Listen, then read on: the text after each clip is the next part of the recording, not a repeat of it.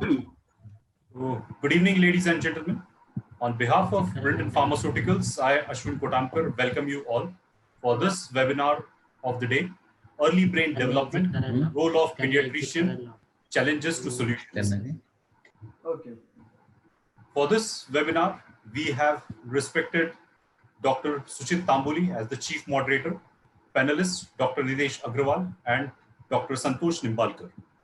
Topic of Dr. Suchit Tamboli for today's webinar is Role of Pediatrician in Supporting Early Brain Development. Panelist Dr. Nitesh Agrawal will speak on brain development during first 1000 days, and Dr. Santosh Nimbalkar have selected the topic Role of Nutrition in Brain Development.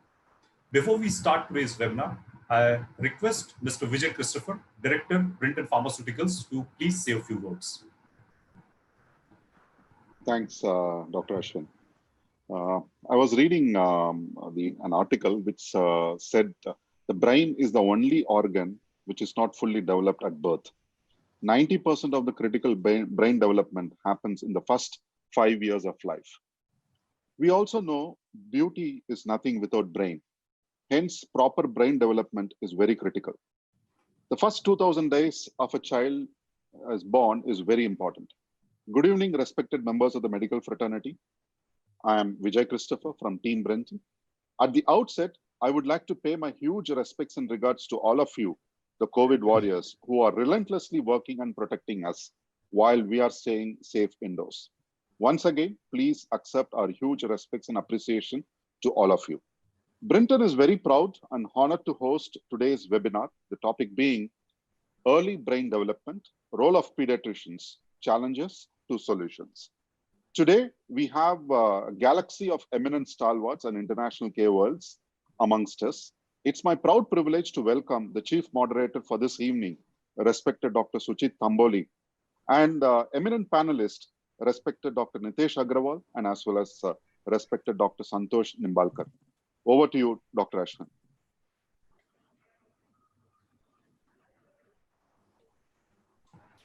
Thank you, sir. Now, I would like to give a brief introduction of our chief moderator, Dr. Suchit Tamboli. Dr. Suchit Tamboli is the first practicing pediatrician in Maharashtra to be honored PhD from Maharashtra University of Health Sciences. He is National Executive Board member of Central IIP in the year 2017 and 2019. He is Director, Chiranjeev Clinic and Child Development Center, Ahmednagar, Pre-Accredited Hospital, OPD and Child Development Center.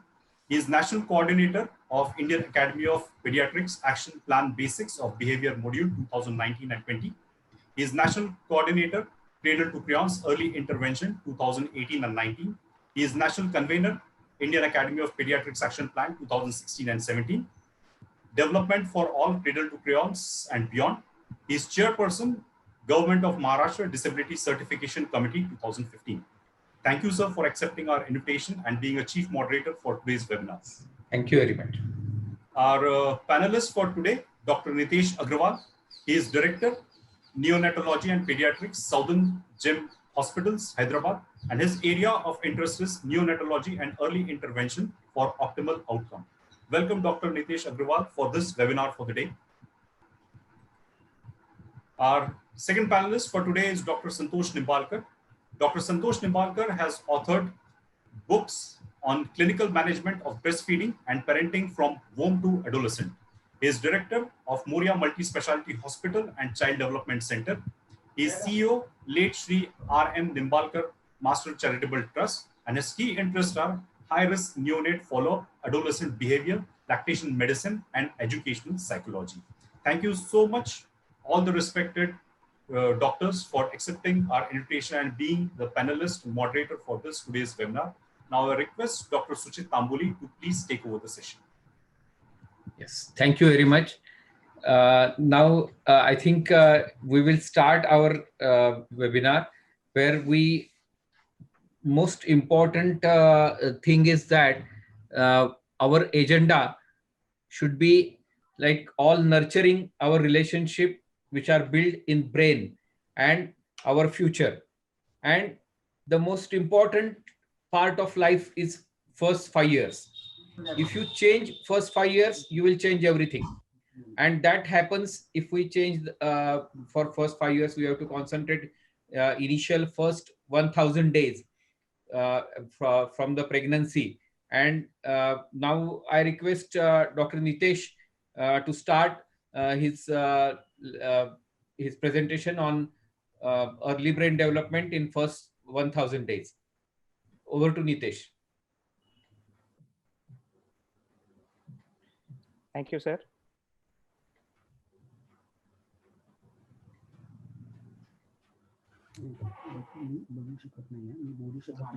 Firstly, I'd like to thank Brinton and Suchit sir for giving me an opportunity to be a part of this panel today. Today, my topic is the introduction topic of this webinar. Primarily, I'll be talking on brain development from conception, not from the day of birth, but from conception until the second birthday. This is considered to be the most crucial part which shapes a life of a child.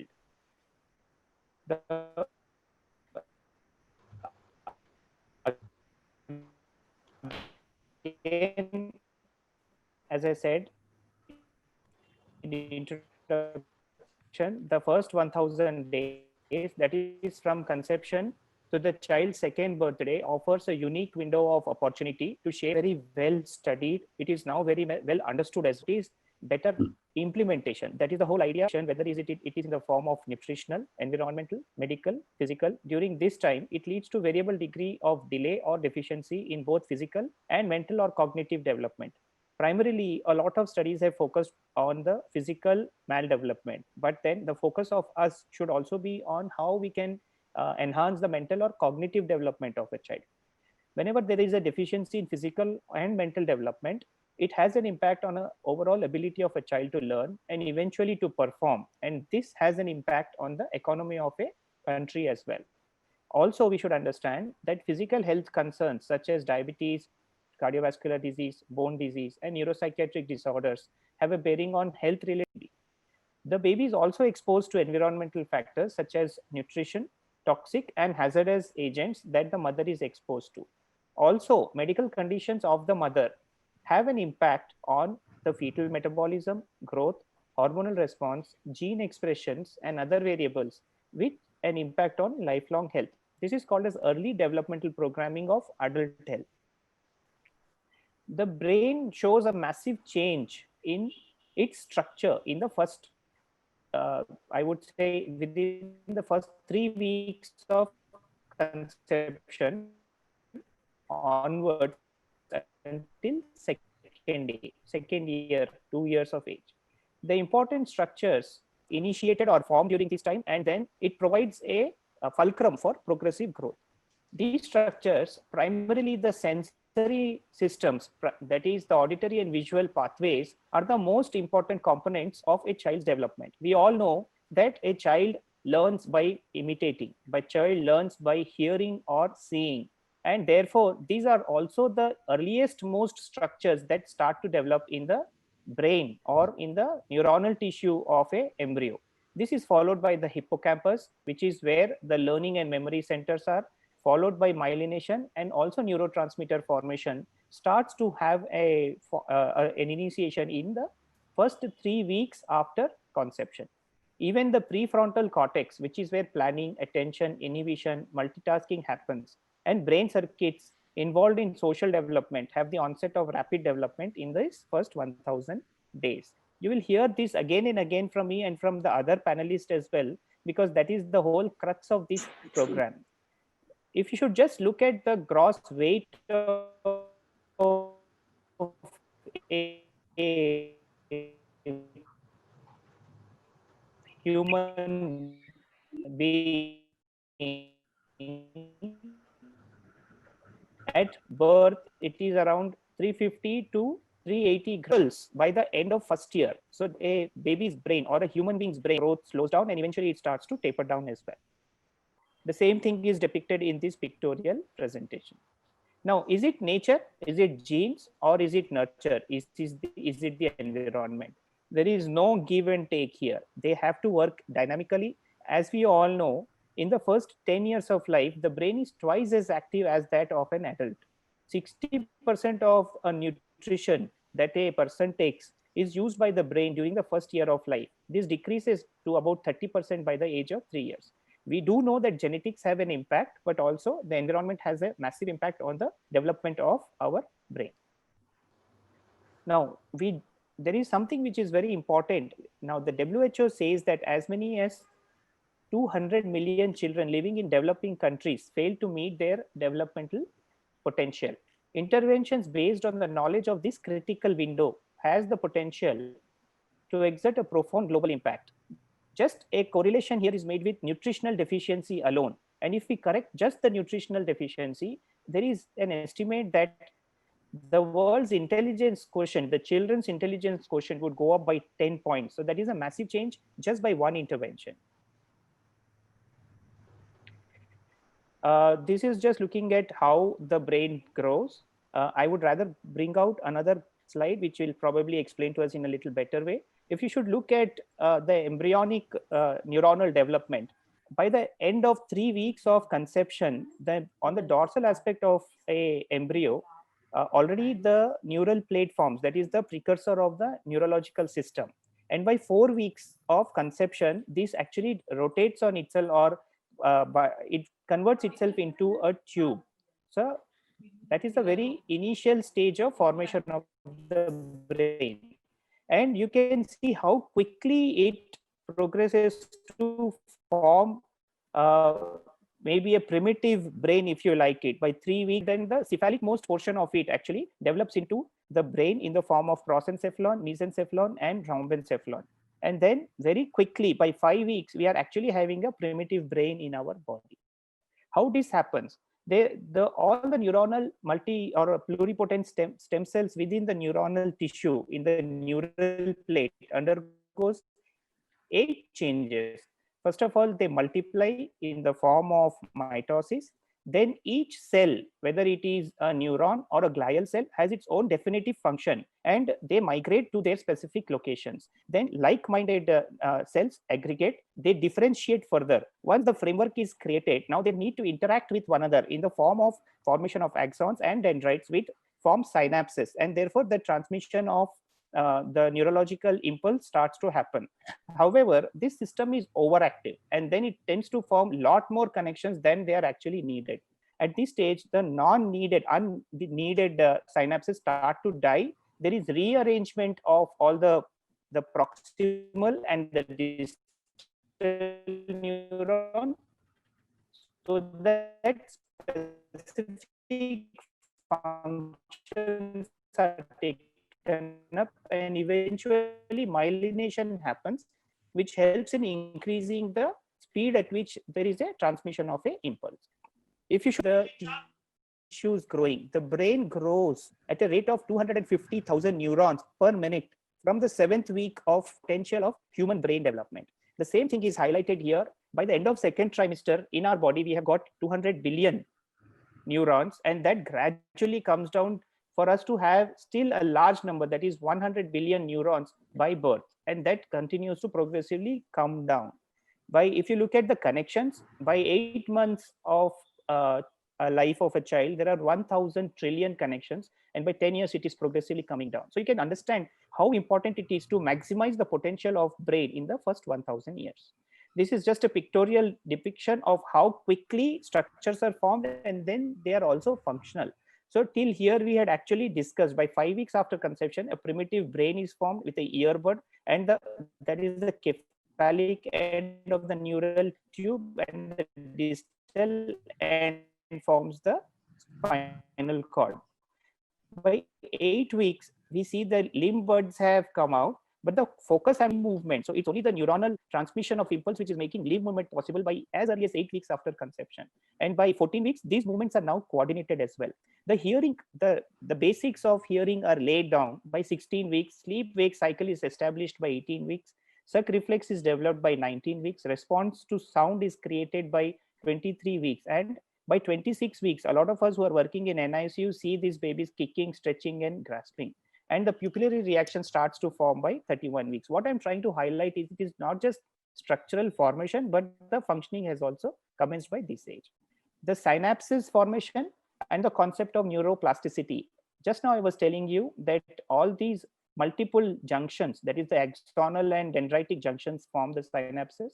And if you should see progressively, there is more and more formation of these synapses by 2 years. And then the synapses which are not needed,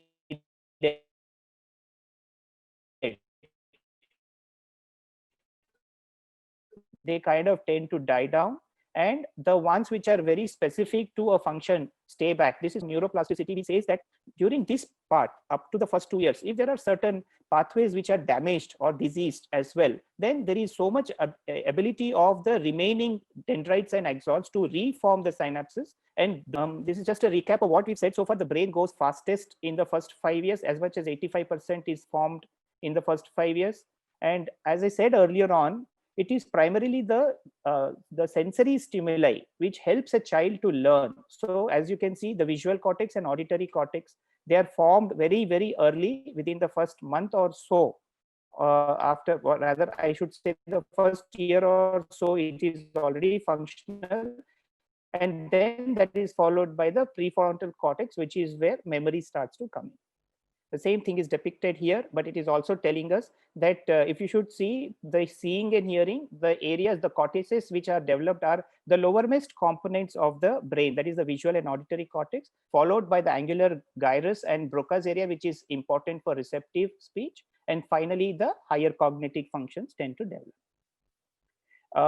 I think we'll skip this slide. And then the important role of myelination. We all know that the axons are covered by this lipid field or fatty substance, which is called the myelin sheath. And this helps in enhancing the speed with which a transmission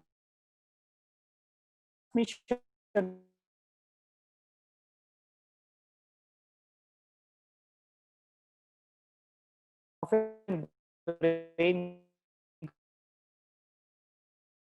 growth happens in the 3rd trimester. At 5 months of post-conceptional age,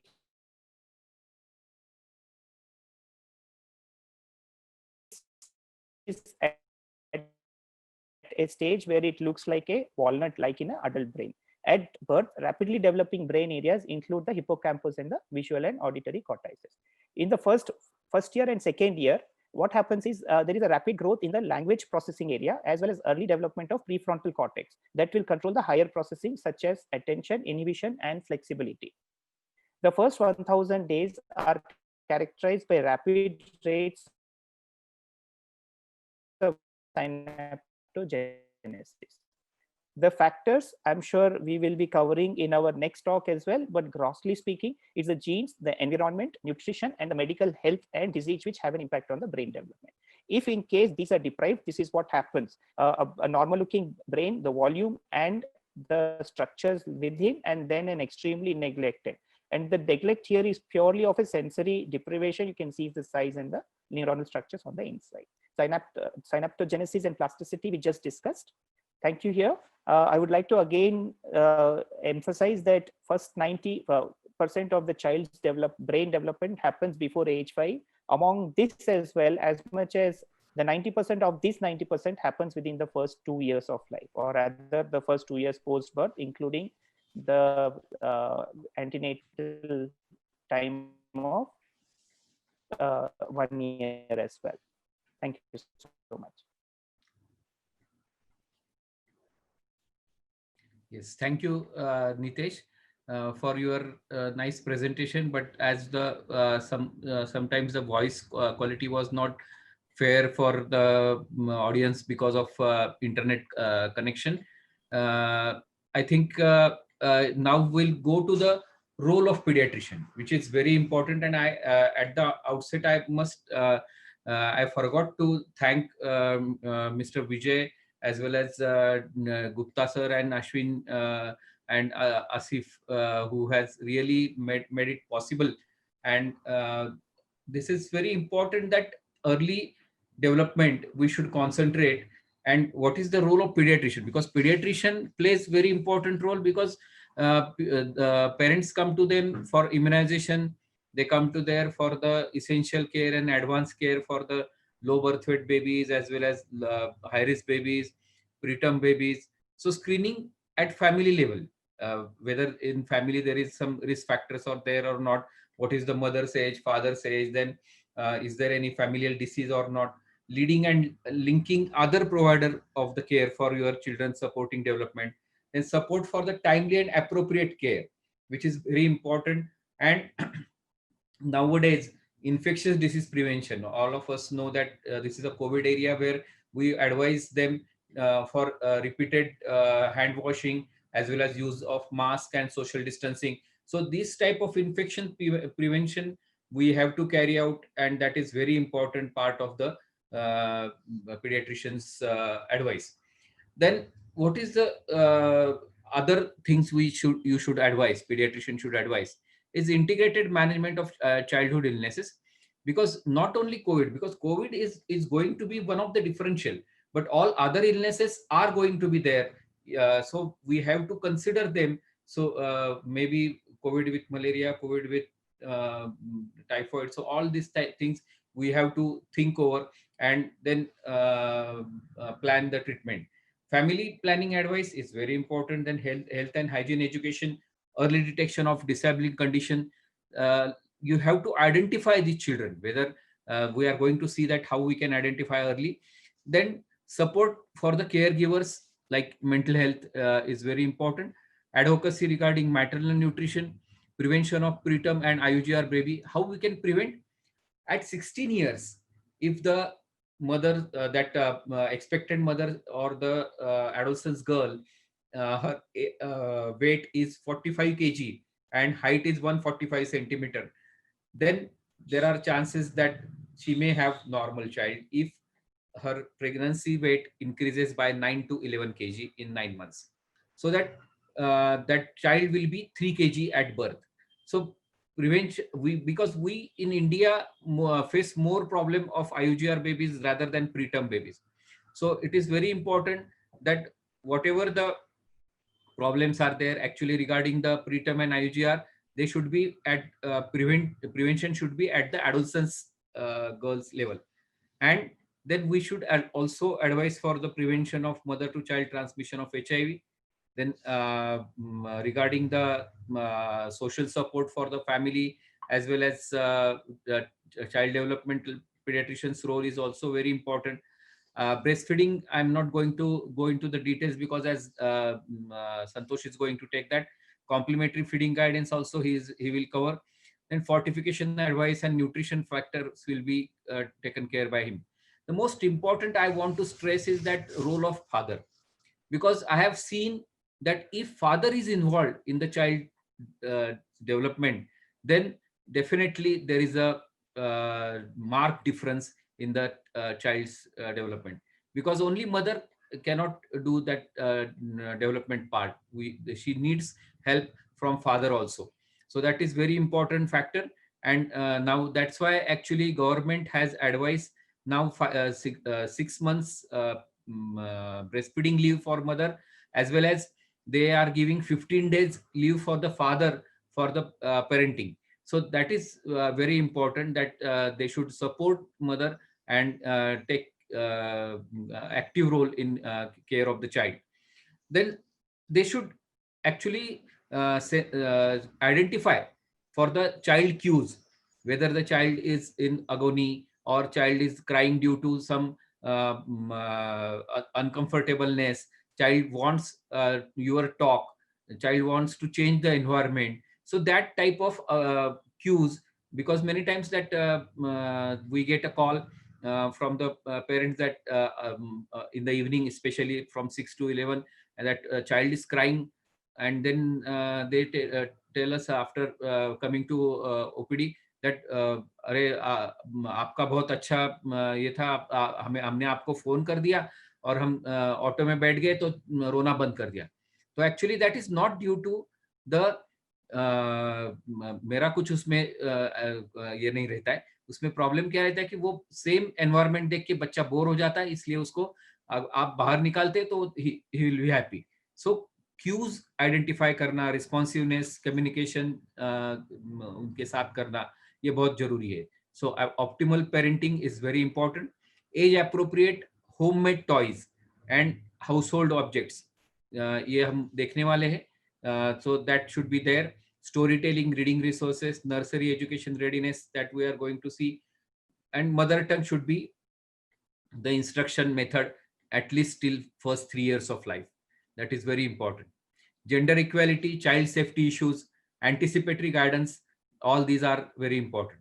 So actually what pediatrician should know, that principles of development, that continuous, it is a continuous process from conception to maturity.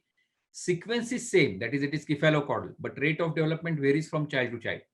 One field may be greater than other field, intimately related to maturation of nervous system. Certain primitive reflexes have to be lost before corresponding voluntary movement is acquired.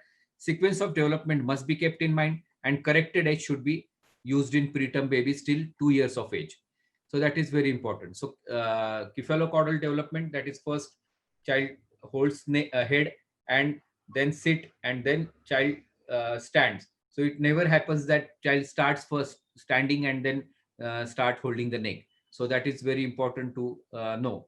So what you have to see is that only these 4 things which has been told by Dr. MKC, that social smile at 2 months, hold head steady at 4 months, sits alone at 8 months, stands alone at 12 months, make sure that baby sees, hears and listens. So that is all we can propagate, even mothers club or Anganwadi workers, so that we can identify it early. Because if these 4 milestones are not at that age, then you must suspect something, and parents should take advice from the pediatrician.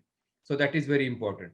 So early intervention is very important. It is through the neurodevelopmental channel, and prevention of developmental delay is the it should be the aim.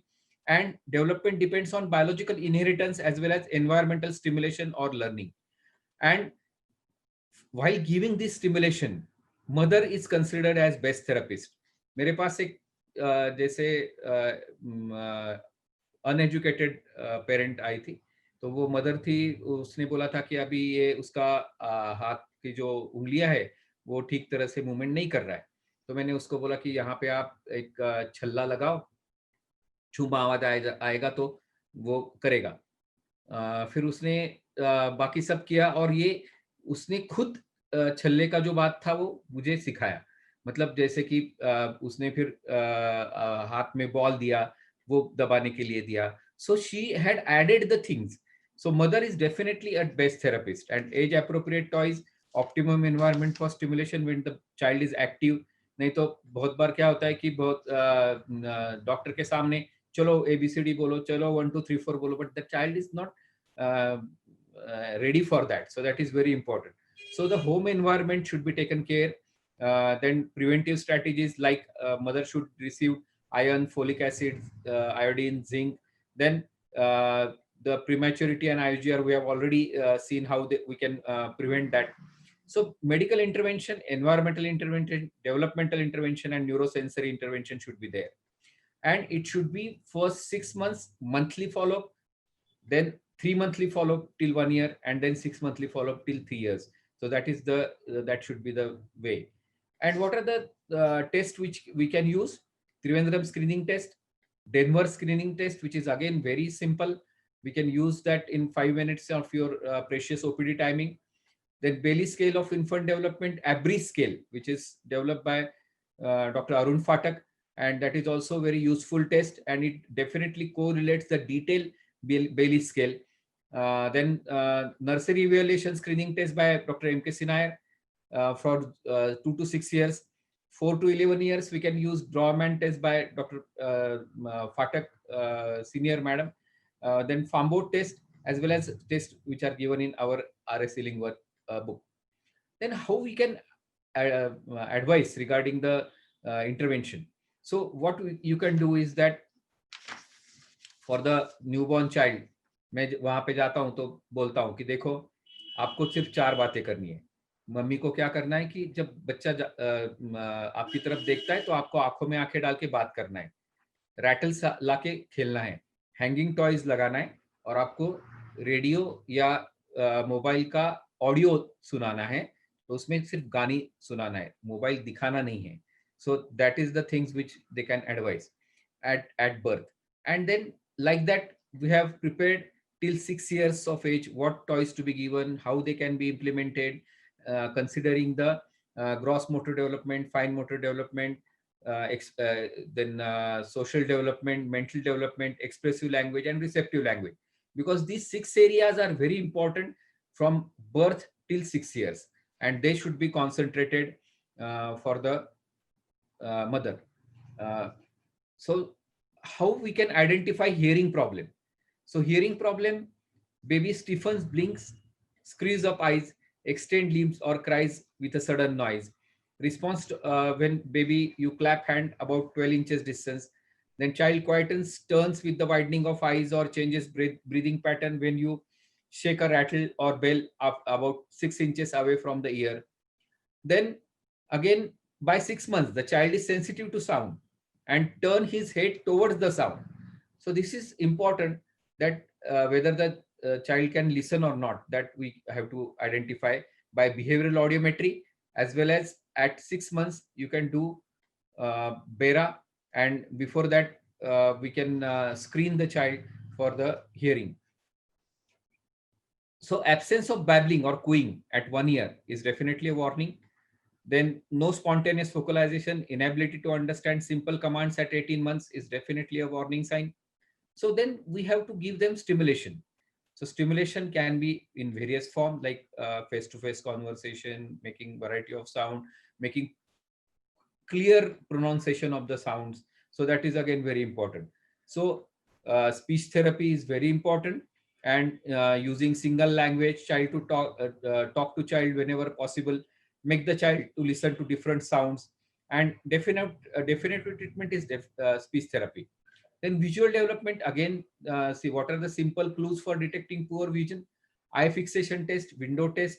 Then baby's eye wander from one corner of eye to other, because window test means actually what happens that वो बच्चे को आप window की तरफ ले लो, उसके आंखें खुली रहेंगी तब, और and then you slowly turn towards the darkness of the room, then child will move his eyes. So that is very important.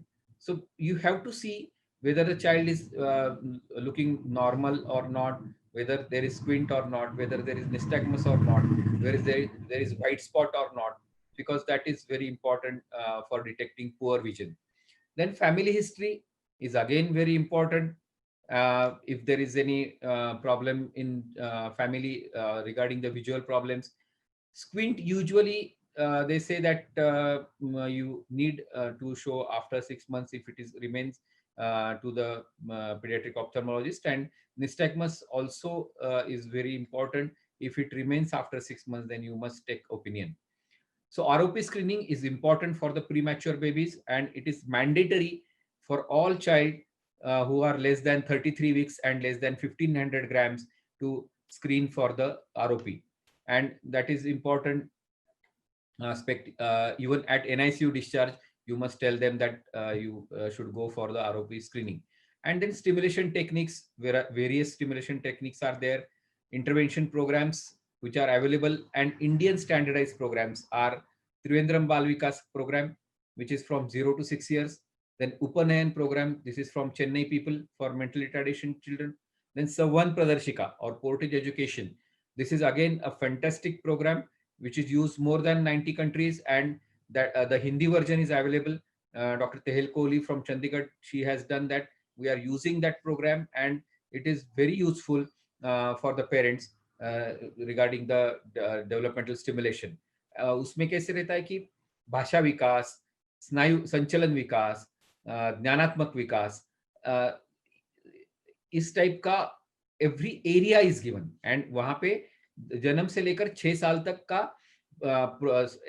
All details दिया है कि जैसे कि अभी मामा दादा बोलना, आपने क्या करना है 1 2 3 4 5, एंड सहायक खेल सामग्री, तो ये सब दिया हुआ है, and that is very important type of stimulation program we should use. Then learning tree which is prepared by Pune people, Towards Independent series by NIMH, NVM Early Intervention Profile by Dr. Munkar. So all these programs are definitely very good programs. And what we have done in our center is that for the pediatrician, it is very useful that what is the age, what are the stimulation program advice, and what are the common problems and their solution, and what are the age appropriate toys according to that age, and what are the vaccination. So at a glance, suppose 1 month child comes to you, then you can give this shit to them so that they will understand that, okay, this is these are the problems which I can face, and these are the things which I should do. So all these things are made till 3 years in detail. Like this is for 1 month, then 2 months. So early stimulation, then what are the problems which are commonly seen, then what are the age appropriate toys, as well as what are the vaccination. So we give such type of sheets to the parents, like 2 months, 3 months, then 4 months, 5 months, 6 months, 7 months. And I think the Indian Academy of Pediatrics has come up with these guidelines, which are very important guidelines, which are published just now in this issue of IAP regarding early intervention. And Dr. Bakul Parekh as well as Dr. Digant Shastri needs salute for that, because they have done a lot of work regarding that, and that has been published for the pediatrician. So I was fortunate to be part of that team. We have done all these things for the pediatrician so that they can in OPD detect early, which is very important part. So say at 10 months, suppose early stimulation is that ball of different size, then dolls, puppet, push and pull toys, rocking toys. Then when baby expresses his anger, divert his attention and be supportive. Baby expresses his joy by performing the rhythmic actions like clapping hand. Family members should participate in child's play. What are the common problems like pica, breath holding spell? So in that you have to treat with iron and zinc. Then stubbornness, you have to just tell them that, okay, stubbornness is common at this age, but how you can handle is that बच्चे को जो चीज चाहिए, देने जैसी हो, करने जैसी हो, तुरंत करो, और ना देने जैसी हो तो बिल्कुल उसकी तरफ ध्यान मत दो, उसका ध्यान दूसरी तरफ बटोरना जरूरी है. तो ये firmness of parenting we should teach them. Thumb sucking के लिए अल्टरनेटिव देना चाहिए कि थंब नहीं सक करना है तो क्या करना है. तो इसके लिए ये सब actually we have a big seminar on all this behavioural problems. But important thing I want to stress is that then age appropriate toys and vaccination, which is there or not given. So you have to see that. So this is regarding the stimulation program as well as common problems and age appropriate. Then nowadays, this is prepared by Dr. Sandeep Kelkar from Thane, and this is emotional intelligence vaccine or novel psychological vaccine. So where now we are giving vaccine for the children, which is a physical vaccine. But now we have to advise parents regarding the emotional vaccine also. So if we give them emotional vaccine, the growth of the mental growth of the child will be better. So how we can say about that? Say at birth to 6 months, non-verbal emotional communication or development of trust and secure attachment, then emerging socialization, self-soothing. So such type of things we have to explain them in detail for 5 to 10 minutes, and then advice regarding the emotional vaccine, and they should carry on that. So such type of we can prepare a card where physical vaccines are given on the left side, and psychological vaccine are given on the right side. So early brain development, what for first 1000 days, what we need to stress is explore the child's environment, build relationship, cultivate the child's development, and develop parenting confidence. So this is very important. So for school readiness, we'll go into the details afterwards. And what I want to stress is that after climbing the steps of intervention, you will get definitely ray of hope. So thank you very much. And now I request Dr. Santosh to share his presentation on nutrition.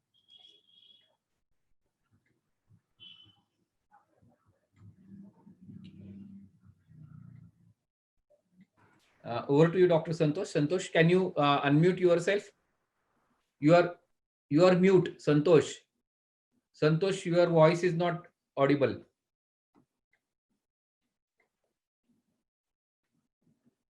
Santosh?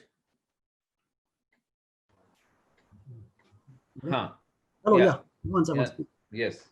Now it is audible. Yeah. Huh. Good evening, everybody. Thank you, Dr. Tamboli sir. Once again, I thank Mr. Vijay Gupta sir, Asif, and Ashwin for giving me an opportunity to be a part of this webinar. I think both the speakers have spoken wonderfully. Suchit sir, as I've been with him for many conferences, I know what he's going to speak, and so he's wonderfully put it back. In fact, Nitesh, I think so. Both have done 50% of my job. The rest of the things I'll be covering with nutrition. Okay. Nitesh has spoken very well on the growth and development in initial 1,000 days. So I'll be talking mostly on the nutrition part of it, though there are some slides which are overlapping. Okay, we are going to see some repetitions here, but nonetheless, I'll try to skip and add something more or certain things which they have re-emphasized or reiterate the things which slides which Dr. Suchit and Dr. Nitesh have mentioned.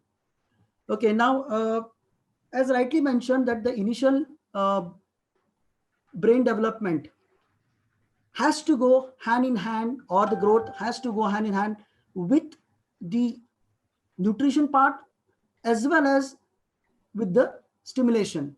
The sensory stimulation is very important. And see, I'll just take a, I'll give a different outlook or a different view to it. I always have a different view to it. See, the whosoever it is, the whatever the end.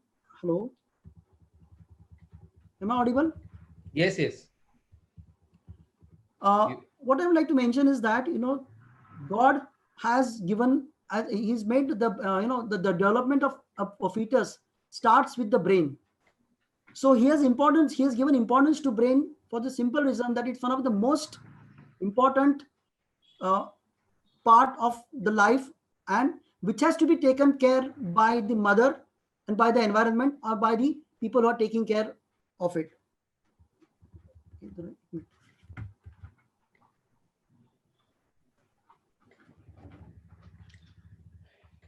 I'm having some difficulty.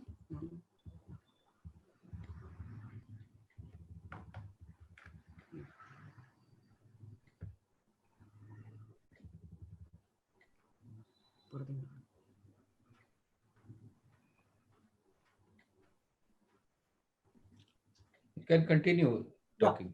So basically, right, the thing is that, as Dr. Nitesh has said, the starts with the migration, the mitosis of the cell. Just okay, mitosis. Make it full screen. Yeah.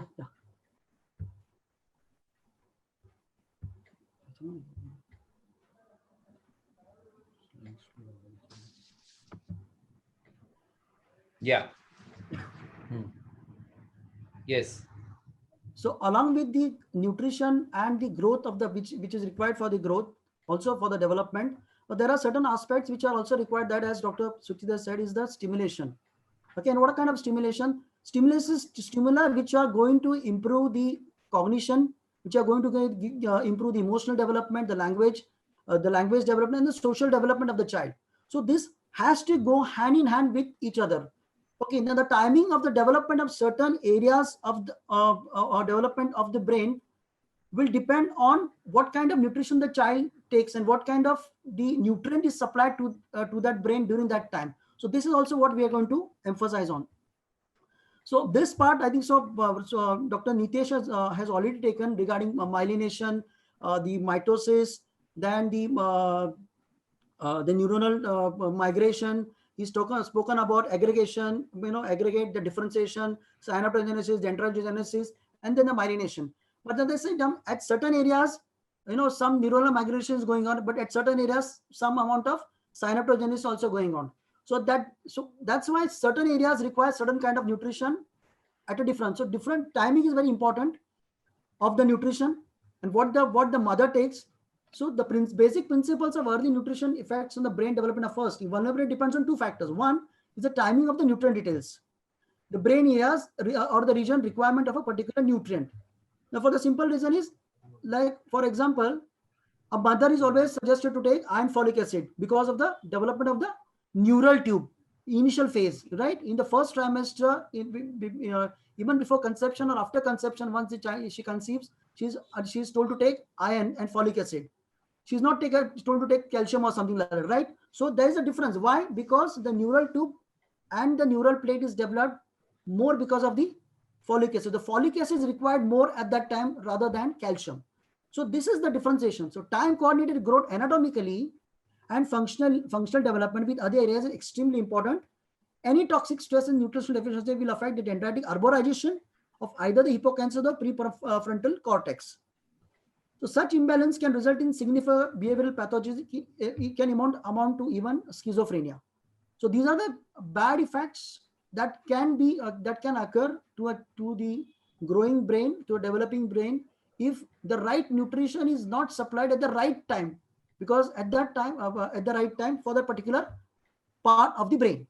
So that is what we need to keep into mind.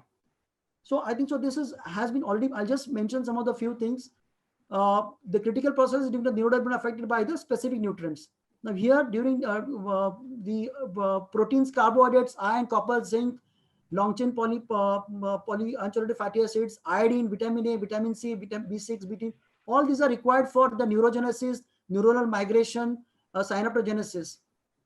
And it can be at risk. If this is not there, then it can cause problems at the globally or at the hippocampus and the retina. Similarly, other example, like for example, protein, iodine, iron, copper, zinc, selenium, choline, vitamin 6, vitamin B is required for the neurotransmitter activity, concentration, and at the receptor and the reuptake level. If these are not there, then this can cause problems at globally or at the hippocampus, the nucleus accumbens, or cortex in the cerebellum. So this is why the timing of the nutrient which has been given to the mother and at the same time the fetus for the growth of that particular organ or the part of the brain is it should be known to the mother, to everyone concerned with the mother and the child. So let's go to the micronutrients and the macronutrients as well as the micronutrients that affect the brain development. Some of it, I think so, even Dr. Nitesh has already covered. Proteins. The protein energy restriction results in smaller brain with reduced RNA and DNA content. So there will be fewer neurons, simpler dendritic and synaptic heads, reduced concentration of neurotransmitter and growth factors, which we have already seen in the previous slide. Long chain polyunsaturated fatty acids. Well, this becomes the major chunk of the brain. Okay, 50% of the brain, major chunk of the brain. So DHA and arachidonic acid, docosahexaenoic acid, icosapentaenoic acid, icosahexaenoic acid. These are the fatty acids which are required for the neuronal mitosis, migration, neurogenesis, or the axonal main fatty acid composition, and fluidity also, dendritogenesis, synaptogenesis. Okay, let's keep this slide and we'll come to the health benefits of omega-3 fatty acids. Alpha-linolic acid has been linked to a potential 40% risk reduction in the sudden cardiac deaths and also aids in bone resorption. Okay, and DHA is important for neurological development and organs like the brain. So retina is an important part. Retina is the last part to be developed in the brain. As we all know, it's one of the last part. It starts growing. The first comes the gustatory, the tongue, the tactile sensations, the olfactory, the ear, and finally the last is the eye. So even for the development of the eye, this DHA is extremely important. So it should be noted that the mother taking the diet has to be good in this area. So in fatty acid consumption, the diet should be rich in fats.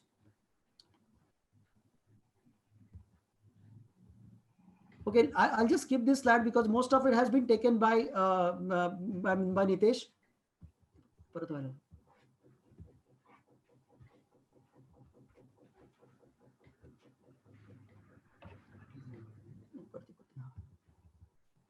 Okay.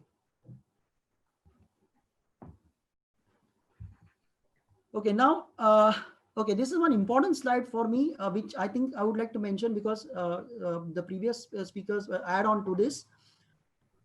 The brain DHA accumulation continues through the childhood, and even though the rate of accumulation declines, incorporation of DHA still remains high at least during the preschool years. The point is the molecule of DHA and arachidonic acid, which is there in the breast milk, is best. It keeps on increasing. It keeps on increasing during the in the term baby, in a preterm baby, and it keeps and go till the preschool years. But one which is found, one second.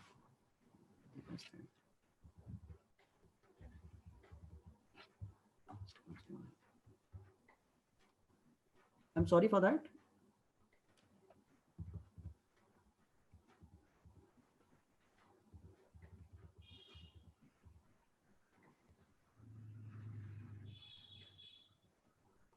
Okay, so this is an important statement I make because the DHA and the arachidonic acid, which is there in the mother's milk, continues to be increase in the brain of the brain. DHA continues to increase as the child grows, unlike the one which is found in other sources.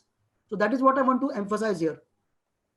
The beneficial effects of DHA on the brain are, okay, with I think so one that regarding it's the modulation of the gene expression, the modulation of the neuroinflammation, inhibition of apoptosis, inhibition of chemokine and cytokine gene expression, and modulation of most of the enzymes and the receptors and the cofactors.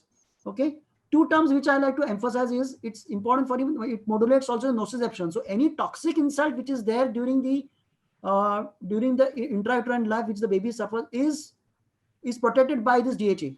So nociception is actually the noxious insult to the child's brain.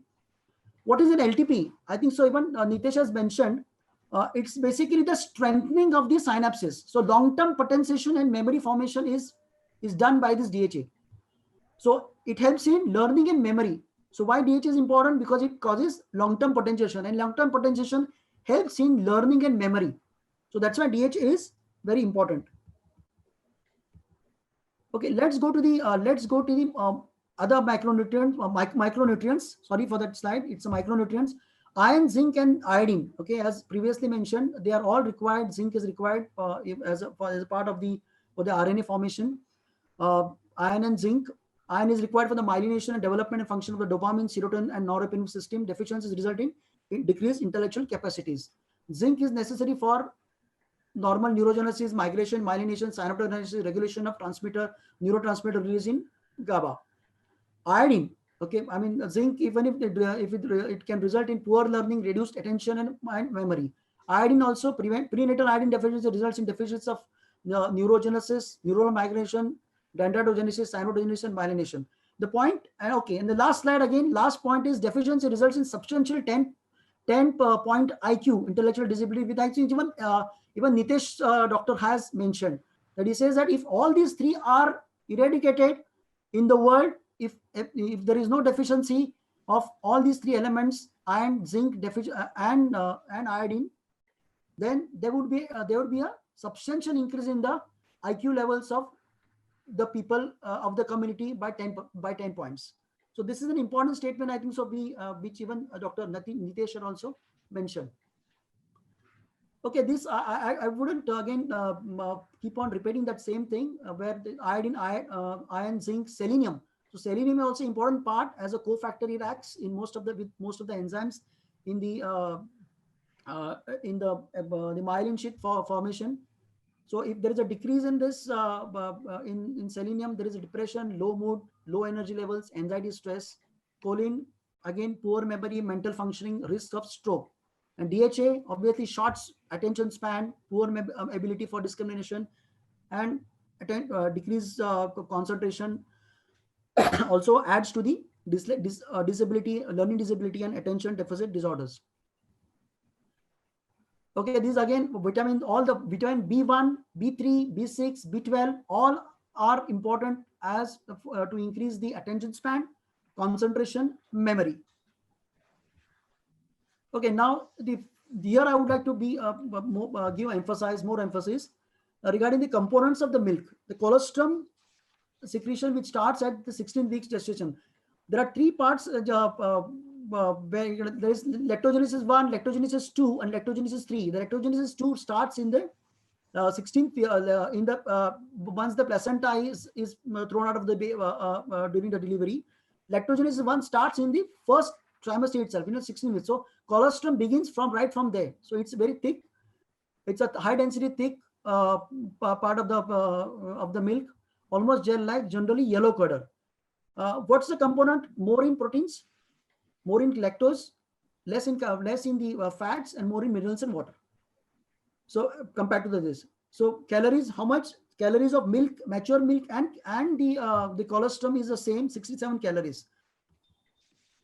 Now the point I would like to emphasize is down the worry a pediatrician usually has is or the mothers have, that whether this one drop of milk which is there, which the baby gets in the first 2 days of life, 1 or 2 ml, 3 ml, 4 ml in the first 2-3 days of life, first day, second day, third days, whether that is sufficient. The only thing what we need to emphasize is that there is also the other brown fat which is there with the baby, and that brown fat helps in giving the rest of the calorie which the baby requires. So that is one important aspect that the participants should know, that the colostrum can suffice or the nutrient requirement and the energy requirement that is required, and that is the counseling where it starts. That is where we need to counsel the parents.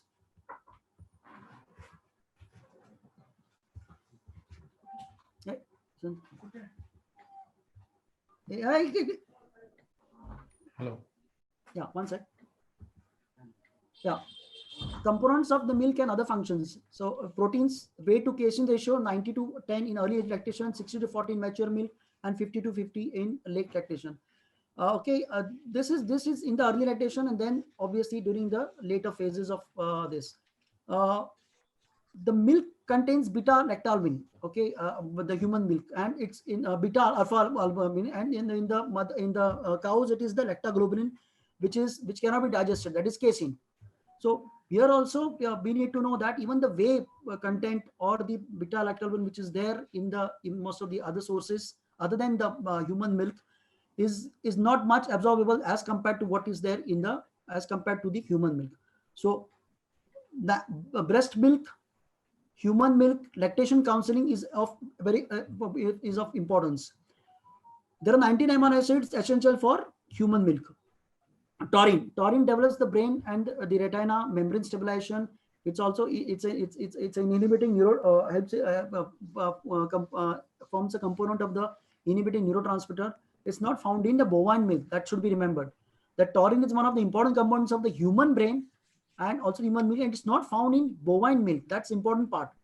Okay, which is not there in others. Growth factors. There are different growth factors. The neuronal growth factor, or the nerve growth factor, epidermal growth factors. These are different types of growth factors which are there, and the nerve growth factor is especially, it helps in decreasing the birth-related injuries. Lactoferrin is an important part for it helps in transport and absorption of iron, and also calcium, So lactose, human milk is higher in lactose for all the animals, of all the mammals. So that's an important, natural, I would say, gift to humans. That it's high in lactose of all the mammals, and it's an important part of the galactolipids needed for the structural brain development. Lactose assists in absorption of iron and calcium. Fats, we have already, I think so, mentioned. I don't need to speak more on this. But one thing I'd like to mention is whatever we are talking right now about whether it's fats or carbohydrates or breast milk has more, which is going in congruence with the human physiology and with the human physiology. So that's very important. Fatty acids. Okay, now here also again I like to mention influence of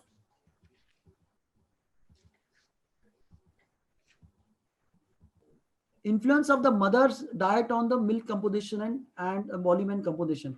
Again, the total volume of the milk, whatever it is, irrespective, except in extreme starvation, most of the components of the human milk are not affected by the not affected, and hence the baby gets his requirement despite the maternal starvation, except in extreme cases. So the total volume of the milk, it's not affected. Carbohydrates not affected. Proteins are not affected. Fats, yes, the total fats is affected, is not affected, but fatty acid profile is affected. So the total fat remains the same, okay, even in starvation of the mother, but the fatty acid profile changes. That means the DHA component, the AHA, the arachidonic acid component, all these keep on is affected by the maternal nutrition of what kind of food she has. Okay, so cellular component, yes, it's not affected. Human factors are also not affected. Fat soluble vitamins, there is a slight variance in the fat, obviously the fat soluble vitamins, and water soluble vitamins to some extent. Yes, deficiency can occur in maternal diet, starvation. The difference in the macronutrients between human milk and infant formula. The DHA and NAA added in the infant formula can act differently in the body from human DHA and AA depending on where and in what proportion they are found in the triglyceride molecule.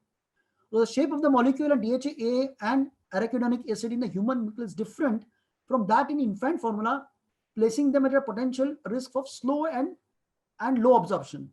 So this is the difference. And the difference in the macronutrients between the brain composition of the formula fed babies is measurably and chemically different from brain composition of the breastfed babies, with DHA levels in the formula fed baby remaining static, decreasing in the preterm and increasing in the breastfed babies. Okay, now the key message which again I would like to emphasize is the art of learning counseling.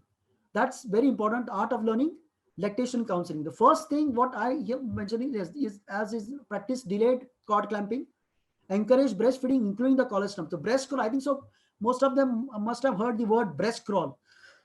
Once the baby is born, it has to be taken like this picture shows. It has to be taken directly on the womb on the breast with the cord intact or with the cord intact. So the baby starts taking the milk or the colostrum lies on it and starts taking. So that is what I call as breastfeeding, breast crawl. If you don't do this, then the chances, and she has to be fed immediately within the first hour. She has to be fed. She has to be fed, kept on the delivery table itself. She should be given that colostrum, and then only the mother and the baby has to be shifted to your ward. So this is one of the first steps that we need to learn, and which most of the pediatricians are missing on. Okay, the baby is kept given to the what we find is that the cord is clamped, the baby is directly given to the grandmother who has not seen, so, and the baby sees the wrinkles of the face of the grandmother instead of seeing the mother. So that is one of the deterring factors. So what it is important is that the baby is kept with the mother immediately after the cord is clamped, or directly from the cord you can keep it on the breast. And this is what we are already practicing in our hospital and most of the so second one message which I'd like to give is that learn the art of counseling. Okay. And this has to be taught even to the nursing staff, where you will go for calls, for the pediatrician's call, for the Caesar call or a delivery call. We need to learn that, and we need to teach those nursing staff which are there at that point, because they are going to be the ones who are going to look after that. So even training the nursing staff is very important for all this, for all purposes. Okay, supplementing children by the programmatic way, whichever program is going on in that particular area, for vitamin A, IF, the iron, folic acid, and zinc, and case-based approach depending on whether baby is with the mother is malnourished, or even the baby find that can be given vitamin B complex. Supplement lactating a woman with iron, folic acid, calcium in the lactation period for 180 days, even during pregnancy, and control infectious disease by deworming. And dietary diversifications. Now, different dietary diversifications are enhancing. Okay, post 6 months, what do we do? Post 6 months, the complementary feed that is given is, we just tell the mothers, just add 2 to 3 spoons, 2 to 3 times from 6 months to 9 months. And from 9 months to 12 months, give give 3 to 4 spoons, spoons of the complementary feed, which is cooked at home. Complementary feed, when I mean is home cooked foods, 3 to 4 times. So in such a way, you can increase it to whatever the baby's demands are. So first thing is we need to know is breast crawl, early initiation in the first 5 minutes, give breast crawl, then 6 months exclusive breastfeeding, post 6 months or after 6 months, 6 months to 2 years, breastfeeding with complementary feeding. Okay, and complementary feeding, as I told you, in what manner that needs to be given, and this has to be counseled. Ask the mother what she takes, what she herself takes. That is also important. Okay, when you go for rounds, what is important is that ask the mother कि आपने क्या खाया है. That is important. आपने खाया है तो ये बच्चे का आपका दूध बढ़ जाएगा और बच्चे को मिल जाएगा. So that's important. Okay, now I think so. This is enhanced food with ascorbic acid for iron, cellular iron probably for iron, zinc, and fats for retinol and provitamin A, and legumes for groundnut flour, or small amounts of fresh food for animal protein. Okay, so these are some of the dietary strategies which I mentioned. Okay, like even cooking food in cast iron vessels is also good, and home food processing like fermentation, improving the B12 which improves the B12 and the phytase activities. So the emphasis which I again want to reiterate is that learn the art of counseling the mothers during your counseling the mothers when you're attending the rounds. Emphasize more on natural, homemade, cooked food. Thank you. Thank you very much. Santosh, I Yeah. think you have given very good presentation and detail about how nutrition is required for the development of the brain, and that is very important. I think now just stop sharing your screen, and then we have many questions from the audience. Okay. So that we will take that questions one by one. Just see your this thing. I'm sending the questions also. So first question, I think I will like to ask Nitesh. There is one question regarding that pregnant mother who is HIV positive, and the chances are there after delivery that baby may develop early brain development issues. So can it be prevented? Nitesh? Sure, sir. Thank you so much for that question.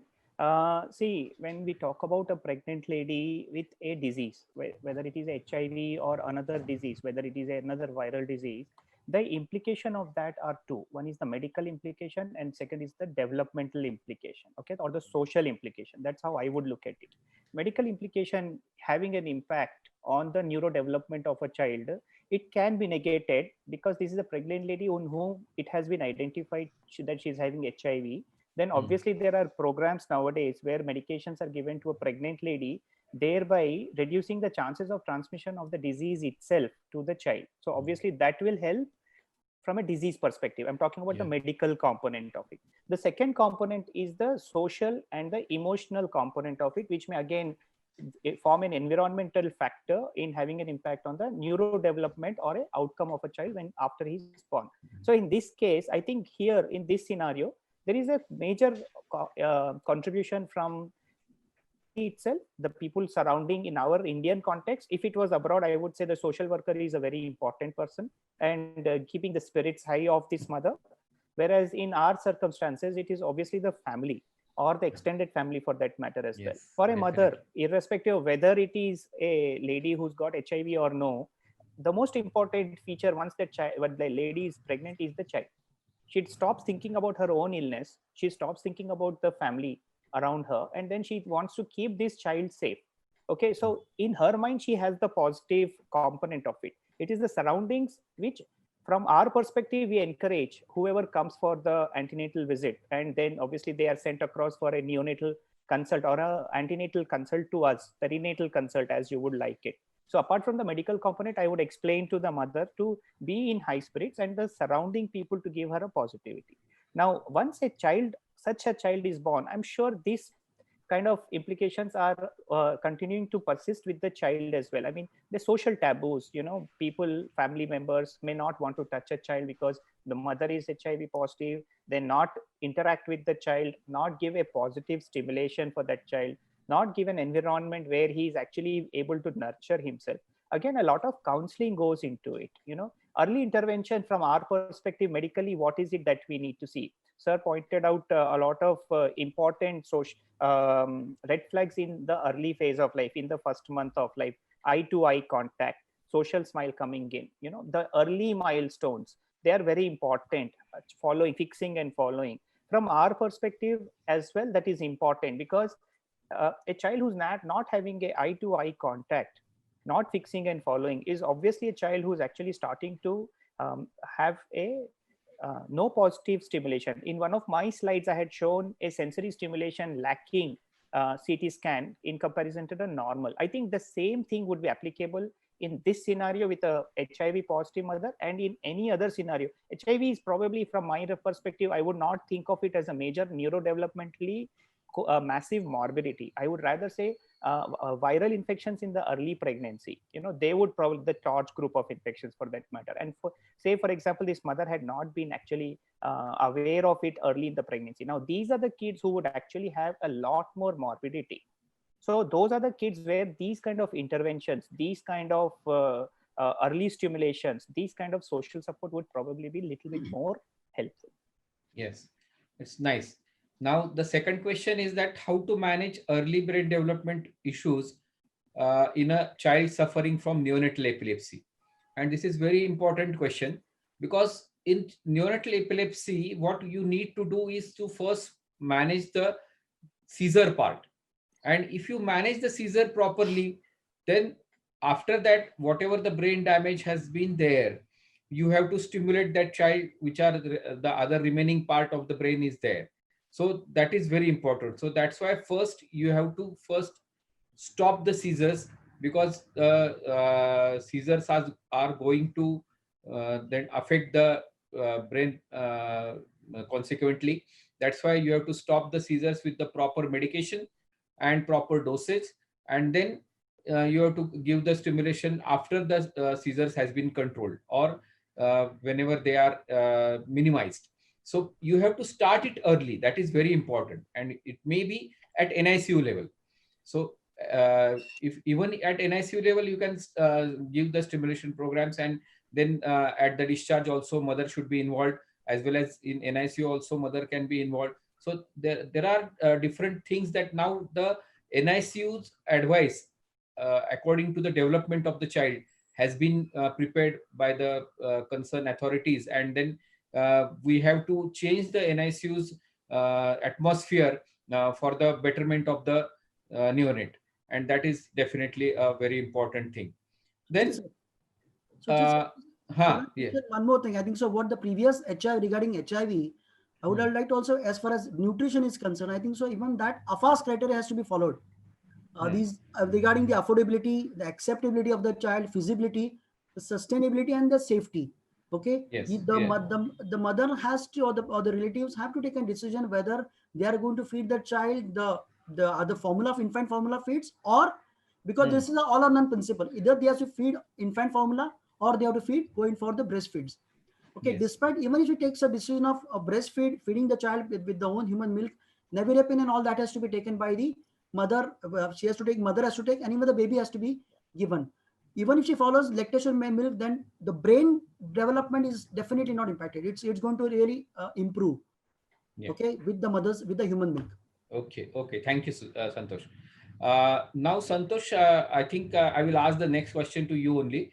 That what should be the dose of omega fatty acid, and is vitamin D need to be added in with the omega fatty acid? Well, okay, the dose, I think so, it's clear cut that 50 milligrams of that is given in most of the books, but more than that, vitamin E is not required. Okay. One second. I will just interfere you. The dose actually has been recommended is for 0 to 12 months. It is 0.5 grams. Yeah. 1 to 3 years it is 0.7. 4 to 8 it is 0.9. 9 to 13 it is 1.2 gram. For 14 to 18 years, it is 1.1 gram, and that is the recommended dose for the omega-3 fatty acid. And vitamin D definitely should be added for the development of the child. Vitamin D has to be added for the development. I agree, but the question which your recommendation, which vitamin D, vitamin D, vitamin D, is they required. have asked vitamin D only. Yeah, vitamin D is required. Vitamin D is required for the definitely. What we actually counsel the mothers is that the mother has to keep the baby for minimum of half an hour, 30 minutes. Okay, 30 minutes with the cap. She has to keep for 30 minutes per week. Okay, to enhance, or it has to be for 2 hours in the sunlight if the baby is fully clothed except for the cap. So that is the recommendation that they say that if the question is if the baby has to be kept in sunlight, this can be given answer, which will help in the vitamin D absorption and the formation and the synthesis. And what is the time which is recommended for the vitamin D absorption? Because many times what happens that early morning is advised by many people, but that is not so. So what is the timing which is required, which is recommended for better vitamin D absorption? So there are no timings as such which are mentioned in any of the books. But one thing is that in the about 30 minutes the baby has to be kept in the sunlight. Okay. Yeah, but that recent guidelines by IIP also has come up, and Dr. I think Vaman Khadilkar has mentioned in that. So that it is morning 10 o'clock. So morning 10 till 1, that is the time, but it is not in the summer. But morning 10 to 1 is the timing which has been mentioned regarding the yes, Nitesh, you can answer. Sir, about the vitamin D itself, now there are a lot of neonatal informations or data from across the world which say that in spite of extensive exposure of a baby to sunlight, the synthesis of vitamin D may not be sufficient. So now, as we all know, we have been supplementing between 400 IU to 800 IU per day for every newborn baby, at least till first year. But that is the Indian concept. A lot of the Western world, primarily in the state in North America, they are now supplementing vitamin D 800 IU up to 2 years. So irrespective of whether a child is exposed to sunlight or not, I mean, there is a definitive component or a concept of giving vitamin D supplementation. Now, whether that comes from medication or that comes from, say, for example, a formula or a nutritional supplement in which it has been added, it is up to how a family wants to give it. Say, for example, babies who are on purely breastfeeding, it is just the vitamin D additional supplement may be sufficient. And we should make sure that at least it is 400 to 800 IU. But let's say a child is on a formula which is fortified with vitamin D. In such case, we can take into account how much actually the child is receiving from that particular milk, for example, and the rest need to be supplemented. So that's how I would look at vitamin D's role for primarily bone maturity, bone development, and it does have an impact in addition along with the omega-3 fatty acid for neurodevelopmental as well. Yes, definitely. So Santosh, how many days we should prescribe DHA and EPA combination? Is it Nitesh or Santosh? Can you tell about that? Well, basically what I have been again emphasizing today, because we mostly concentrate on the natural things. Okay, as I've already mentioned, if the mother is, we feel that the mother is malnourished, or there's some amount of starvation which is there in the mother, maternal starvation, and we feel then such a baby, and even the baby is is not growing up to the mark. If you take the growth chart, then I think so this baby requires that kind of supplementation with DHA and EPAs. Okay, provided the counseling is adequate.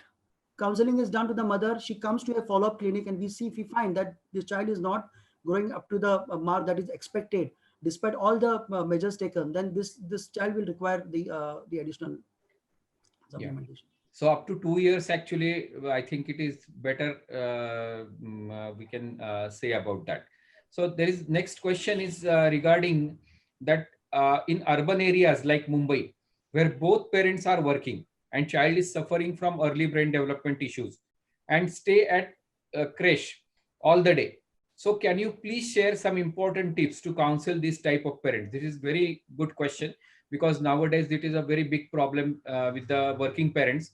And so most important thing regarding is that it is the quality time and not the quantity of the time which parents should share.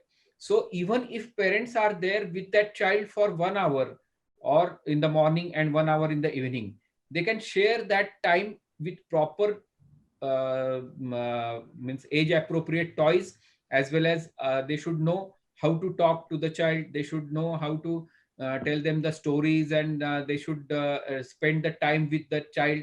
So according to age appropriate things, if they can do that, then definitely that helps the child, even in the working parents also.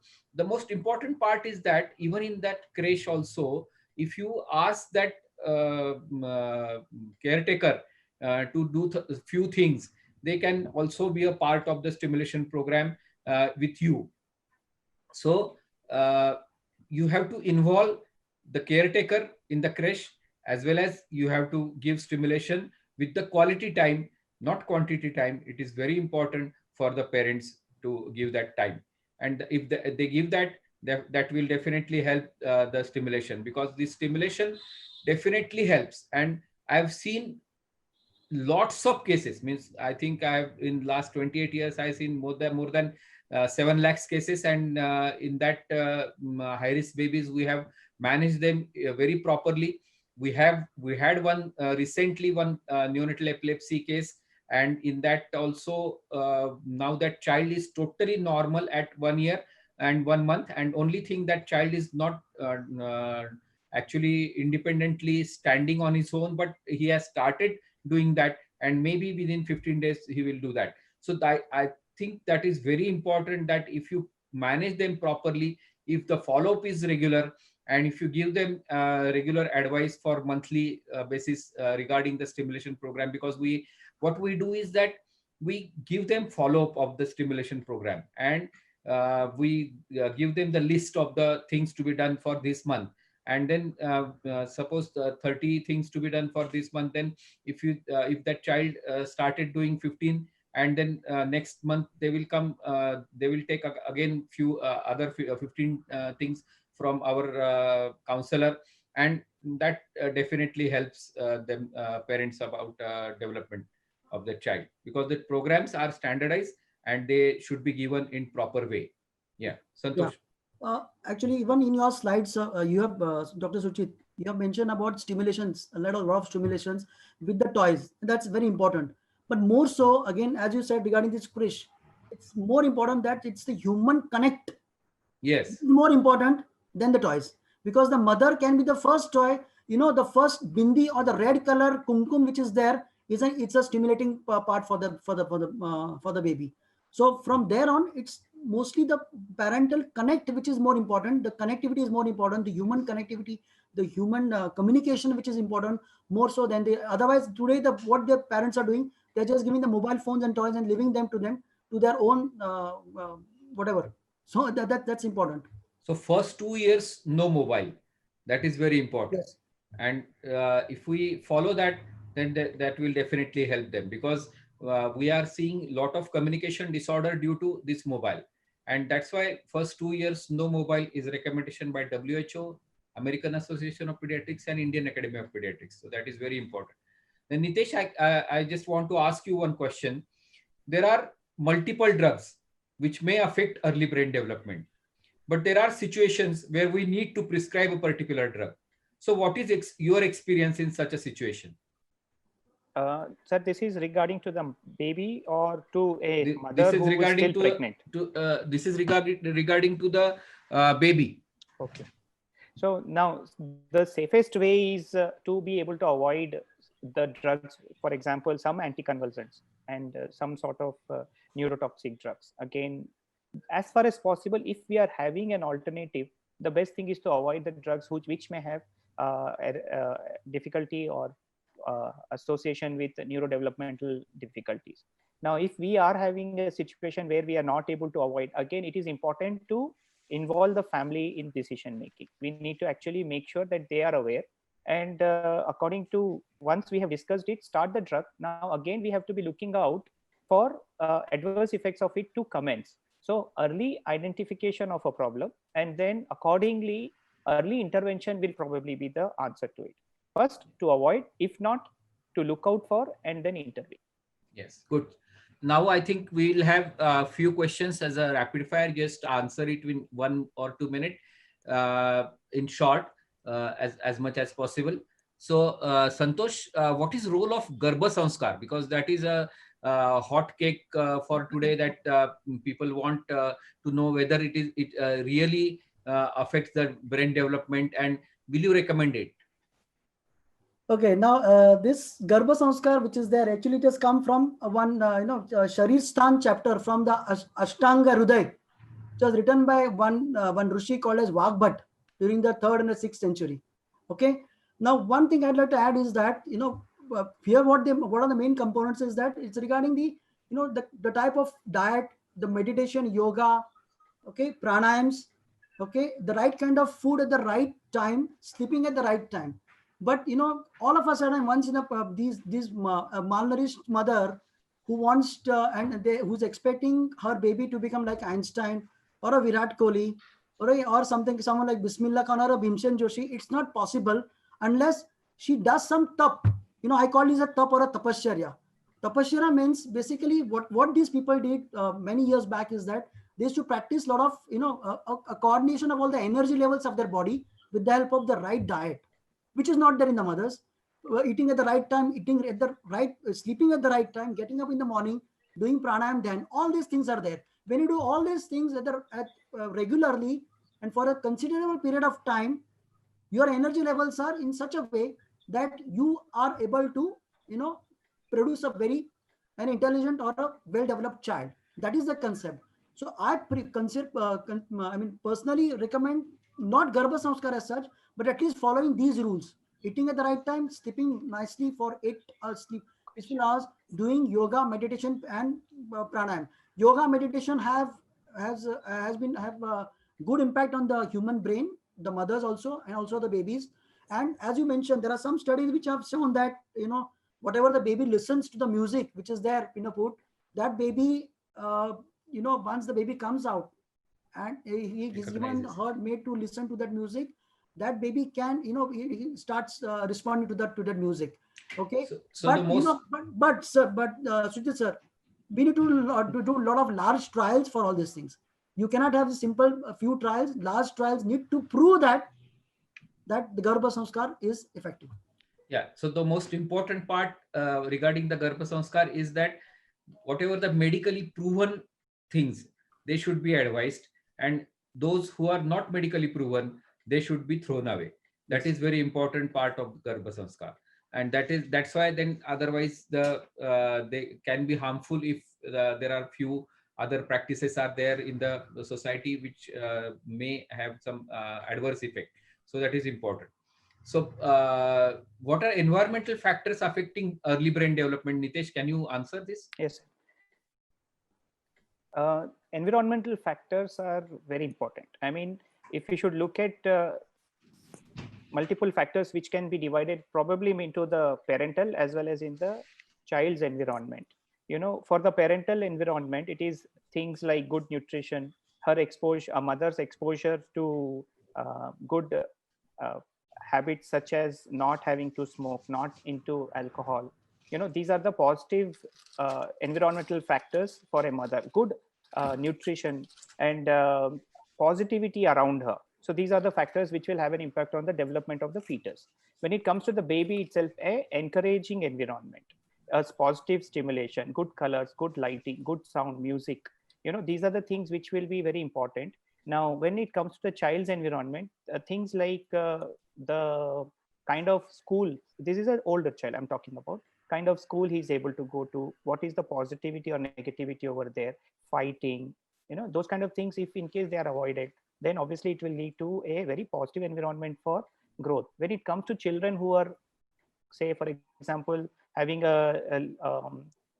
they are having some exposures in antenatal period where their development has been hampered. Now that can actually be reversed by giving a very positive stimulation. So again, parental education becomes very important. Yes, that's nice. I think we should move on to the some older children regarding that. So, what are the recommendation for preschool and school age? Santosh, can you answer this? Yeah. So, these days, everyone is worried about, getting his child admitted to a preschool and rather play schools and the school age, right? So the right age for a preschool is 4 completed years, and this is a recommendation. And the right age for preschool is 4 years completed, and school age is 6 completed years. Okay, so this is one dictum. But nowadays what we are saying is that, even a pregnant lady is standing in the queue for the admission of her baby. This is the picture scenario. The reason is these neither does the school nor does the parent know what are the development trajectories that go, how the development go.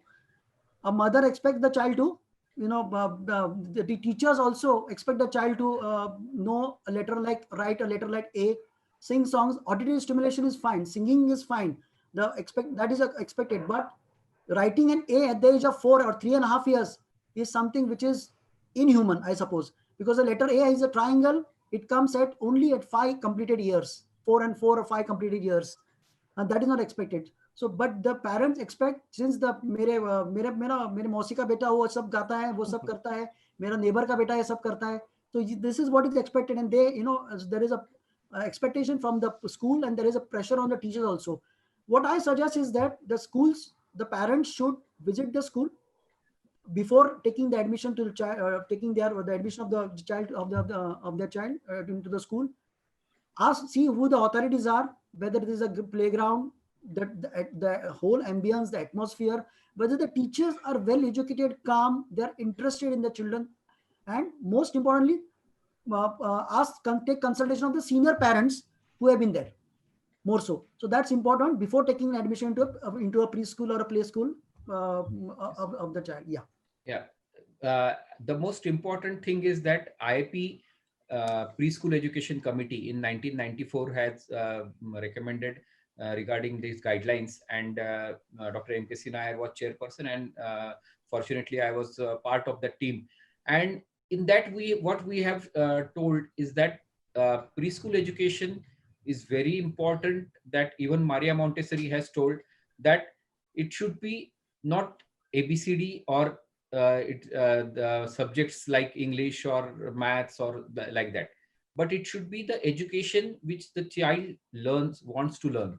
And it is actually the child who is busy in doing all activities, whatever he wants, is definitely a learning part of it. And suppose ये बच्चा बहुत ज्यादा घर में शरारती है, वो ये निकालता है, वो निकालता है, ये करता है, ये बहुत घर में, so that is a natural thing, and that should be encouraged, and that is very important. So most important is that you don't put your child at least minimum till 3 years of age, and 3 years you can put on in nursery, and 4 years, as Santosh has told, lower KG, which is very important. 6 years first standard, and now government has also accepted these norms, and they have made a rule of this school admissions, and that is very important from the their developmental point of view. So even at 6.5 or 7 years, if that child goes to first standard, nothing is going to harm that child. That is very important. So mental developmental age is very important. So how we can identify this developmental age? So we know that there are tests like IQ, EQ, SQ. So how they are helpful? Can you tell, Nitesh? Sir, IQ means the intelligence quotient. So that is basically a comparison of a child's ability to perform intellectually in comparison to the average. Yes. So it is basically telling us, or it is just a measure, I would say, of identifying children who are at a level which are lower than what is expected for that particular age. Okay, so now they help us in defining what kind of help the child needs. If in case it is a child who's showing a very grossly low intelligence quotient, then that is telling us this child may need help with day-to-day activities as well. So he might actually be encouraged to learn those primary skills of day-to-day living, of his own living. Say, for example, a child is marginally low, then he could actually select his school activity or his profession in future according to his ability. If say there is a child who's over 120, for example, like you, who's a excellent person in terms of his ability, then you can actually encourage that child further so that he is able to bring out the advantage of his own ability. While I'm saying all this, it is probably helpful even for an average or a below average child, for us as pediatricians or us as therapists, to try and enhance or try and encourage that child to go up with his IQ. Therefore he is able to perform at a level higher than what he's actually born with. So IQ probably helps in identifying and helping children so that they can perform at a better level. The other question was on emotional quotient, EQ.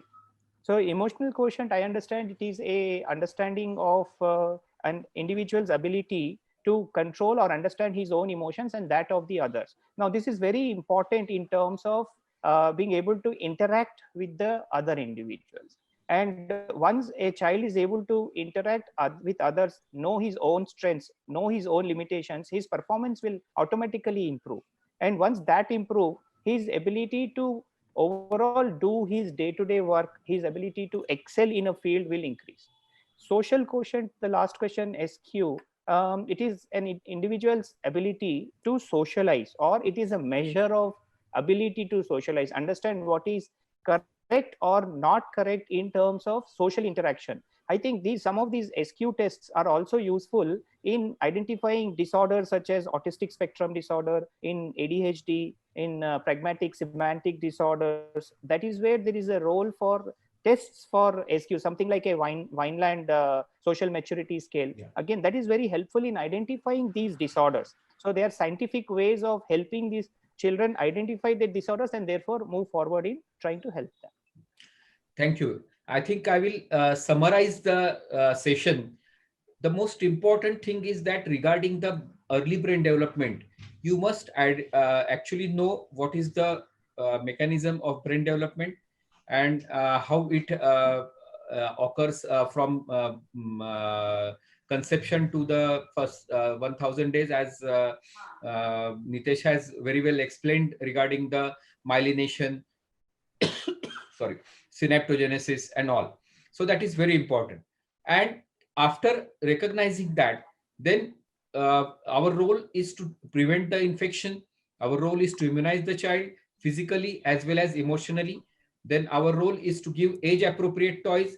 Our role is to advise regarding the environment of the child. And then most important part is regarding the nutrition. So nutrition is also plays very important part. And as Santosh has explained very nicely regarding the breast feeding as well as role of DHA as well as role of other important nutrients like iron, zinc, all other nutrients. So these are very important. And if we go through all this early stimulation and early intervention, and we start intervention from birth or even before that, if mother is advised by the gynecologist, then that definitely helps and it will actually move that child to their greatest potential. And that is very important. So thank you very much, Brinton, Mr. Vijay, as well as Mr. Mishra, then Asif and Gupta Sarji, Ashwin, and my co-panelist Nitesh as well as Santosh for very nice presentation as well as very good discussion regarding early child development. Thank you very much all. Thank you. Thank you, sir. Thank you so much, sir. Thank you for sharing your vast knowledge and experience with us today. Now I request Mr. D.P. Gupta to please share the vote of thanks. Yeah. Sir, at Brinton, we are very thankful for our eminent speakers Dr. Suchit Tamboli, Dr. Nitesh Agrawal, and Dr. Santosh. I am very short. Today's session will add lot of value in clinic practice of the pediatricians.